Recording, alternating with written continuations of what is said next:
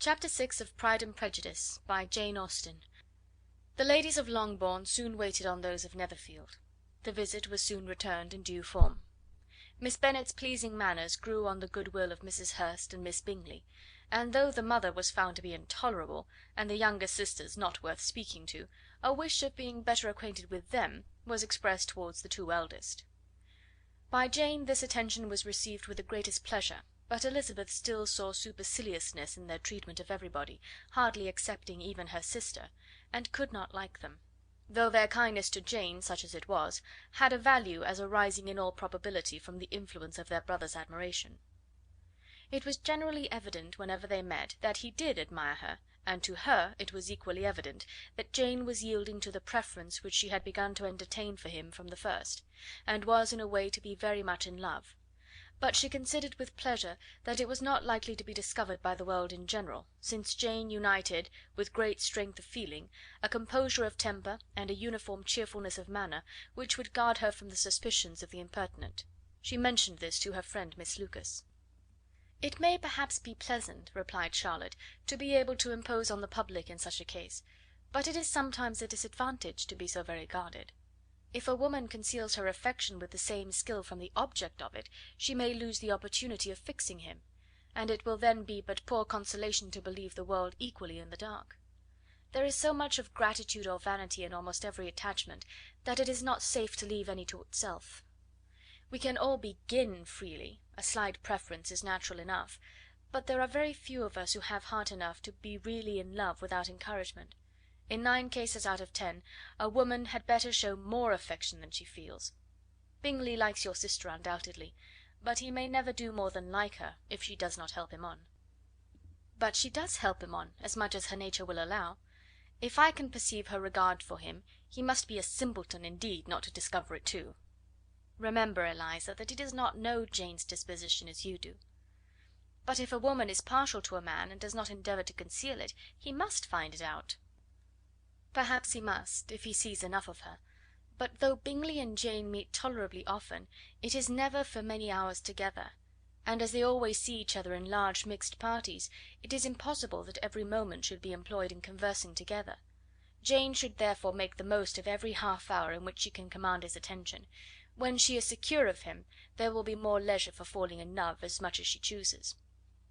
"Your plan is a good one," replied Elizabeth, "where nothing is in question but the desire of being well married, and if I were determined to get a rich husband, or any husband, I dare say I should adopt it. But these are not Jane's feelings. She is not acting by design. As yet she cannot even be certain of the degree of her own regard, nor of its reasonableness. She has known him only a fortnight. She danced 4 dances with him at Meryton, she saw him one morning at his own house, and has since dined with him in company 4 times. This is not quite enough to make her understand his character." "Not as you represent it.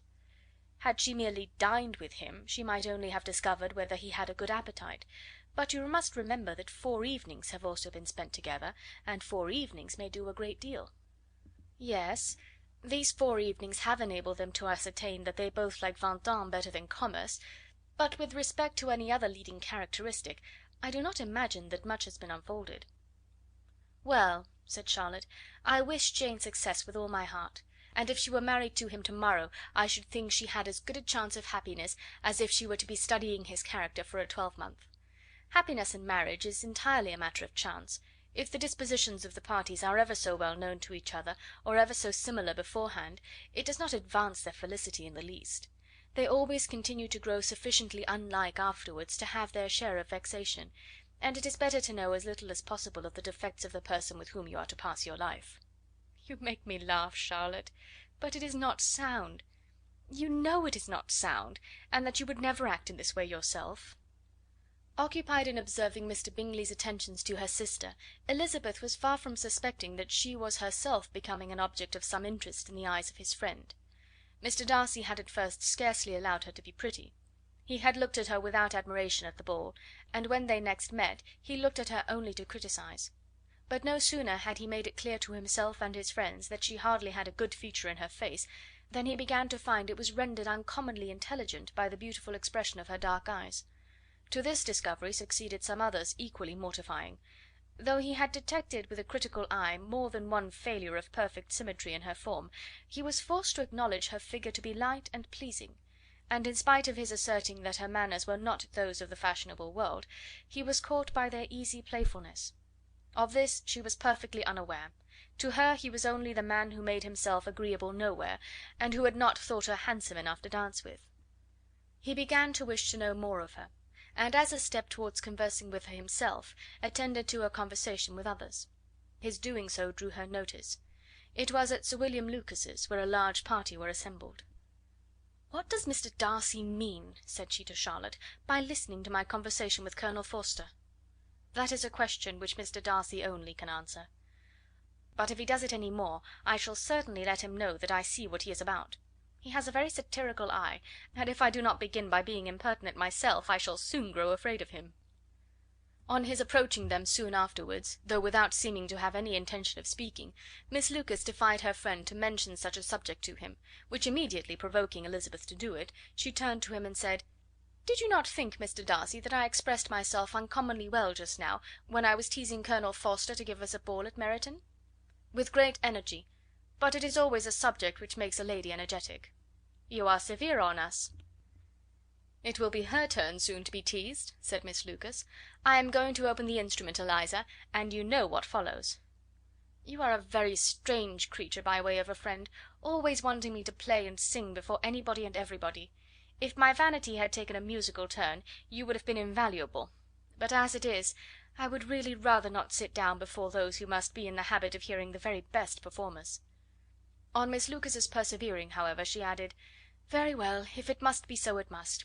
And gravely glancing at Mr. Darcy, "There is a fine old saying, which everybody here is of course familiar with: 'Keep your breath to cool your porridge,' and I shall keep mine to swell my song." Her performance was pleasing, though by no means capital. After a song or two, and before she could reply to the entreaties of several that she should sing again, she was eagerly succeeded at the instrument by her sister Mary, who, having in consequence of being the only plain one in the family, worked hard for knowledge and accomplishments, was always impatient for display. Mary had neither genius nor taste, and though vanity had given her application, it had given her likewise a pedantic air and conceited manner, which would have injured a higher degree of excellence than she had reached. Elizabeth, easy and unaffected, had been listened to with much more pleasure, though not playing half so well, and Mary, at the end of a long concerto, was glad to purchase praise and gratitude by Scotch and Irish airs, at the request of her younger sisters, who, with some of the Lucases and 2 or 3 officers, joined eagerly in dancing at one end of the room. Mr. Darcy stood near them in silent indignation at such a mode of passing the evening, to the exclusion of all conversation, and was too much engrossed by his thoughts to perceive that Sir William Lucas was his neighbour, till Sir William thus began: "What a charming amusement for young people this is, Mr. Darcy! There is nothing like dancing after all. I consider it as one of the first refinements of polished society." "Certainly, sir, and it has the advantage also of being in vogue amongst the less polished societies of the world. Every savage can dance." Sir William only smiled. "Your friend performs delightfully," he continued, after a pause, on seeing Bingley join the group, "and I doubt not that you are an adept in the science yourself, Mr. Darcy." "You saw me dance at Meryton, I believe, sir?" "Yes, indeed, and received no inconsiderable pleasure from the sight. Do you often dance at St. James's?" "Never, sir." "Do you not think it would be a proper compliment to the place?" "It is a compliment which I never pay to any place, if I can avoid it." "You have a house in town, I conclude?" Mr. Darcy bowed. "I had once had some thought of fixing in town myself, for I am fond of superior society, but I did not feel quite certain that the air of London would agree with Lady Lucas."